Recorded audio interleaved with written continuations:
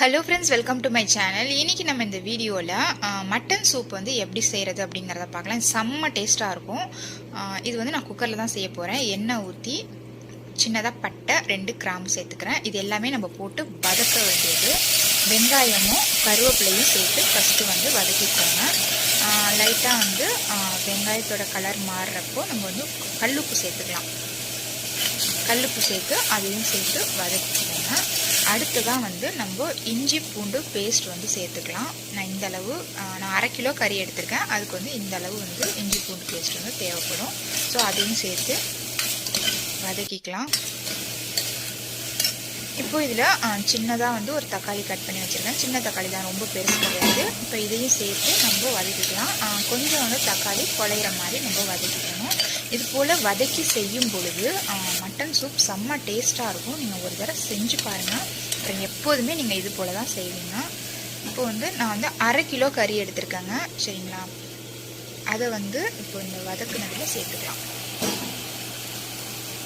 சேர்த்துட்டு இதை அப்படியே லைட்டாக கிண்டி விட்டுக்கோங்க. இந்த மசாலா வந்து கறியில் பட்டுறது போல். இப்போ இதே போல் லைட்டாக வதக்கிக்கோங்க. இப்போ வந்து இதில் வந்து மஞ்சத்தூள் நான் சேர்க்குறேன். இப்போ இந்த கறி மூழ்கிற அளவுக்கு தண்ணி சேர்த்துக்கோங்க. இப்போ ஒரு கிண்டி விட்டுட்டேன். நம்ம உப்பும் ஆல்ரெடி போட்டாச்சு. மஞ்சத்தூள் போட்டுட்டு நம்ம வந்து குக்கர் வந்து மூடிடலாம். நான் வாங்குகிற கறிக்கு வந்துட்டு நான் வந்து 4 விசில் விடுவேன்.